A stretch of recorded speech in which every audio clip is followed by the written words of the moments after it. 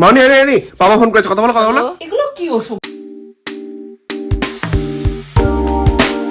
Good afternoon বন্ধুরা, আজ চলে এলাম নতুন একটা ব্লগ নিয়ে। আমি এখন বাজে 3:30, আমি এই জাস্ট ঘুম থেকে উঠলাম। আমার ফিভার হয়েছিল আজকে, তো ওই জন্য লেট করে উঠলাম। তো চলো ব্লগটা আজকে স্টার্ট করলাম। একটু আমি ফ্রেশ হই, দেখি আজ কি করি। বন্ধুরা এখন বাজে হচ্ছে সন্ধে 7টা। আমি একটু রেস্ট নিচ্ছিলাম, সিরিজ দেখছিলাম শুয়ে। তো এমন কিছু বেরোনোর কিছু নেই এখন বাড়ি থেকে, তো তাই জন্য মা অনেকক্ষণ ধরে কিছু বানিয়ে যাচ্ছে, দেখি কি বানাচ্ছে। মা অনেক কি বানিয়েছো আজ? একটুখানি পিঠে করলাম এতক্ষণ ধরে।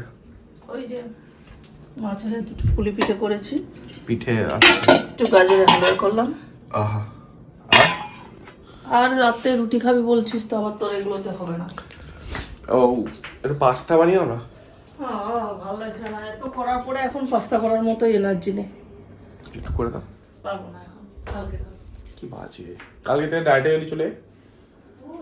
তোর এই ডায়েটে আন্টিরা সবাই পোকা দিচ্ছে, বলছে যথেষ্ট রোগা হয়ে গেছে, সে যদি অল্প খায়, তুই যেভাবে খাচ্ছিস ওইভাবে এই ডায়েটে, আর ওই কি বলে ওটাকে, কিটো ডায়েট করতে হবে।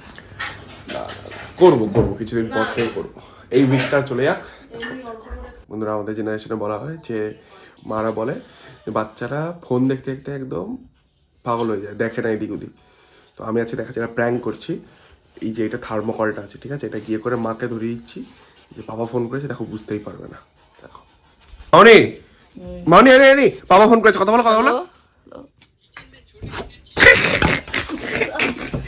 আরে আর কি মারছিস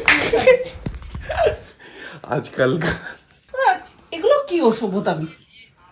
তুমি ফোন দেখতে দেখতে কতটা ঢুকে গেছো দেখছো। এই মাত্র তো তোর খাবারটা করে দিয়েছে, বসতে এলাম। সবাই এটাই বলে ধরা পড়ে গেলে। 24 ঘন্টা তুই সকাল থেকে তখন হয় না, আমি একটুখানি গিয়ে তুই আমাকে ইয়ার কি মারছিস। তাহলে বন্ধুরা আজকের ব্লগটা এতটাই ছিল। সারাদিন কিছু বেরোয়নি না, কিছু করেছি, লেট করে উঠেছি, তো সারাদিন কিছুই হয়নি আজকে। তো ভিডিওটা যদি ভালো লাগে তাহলে লাইক করে দিও, কমেন্ট করে দিও, শেয়ার করে দিও। Thank you so much for watching, by.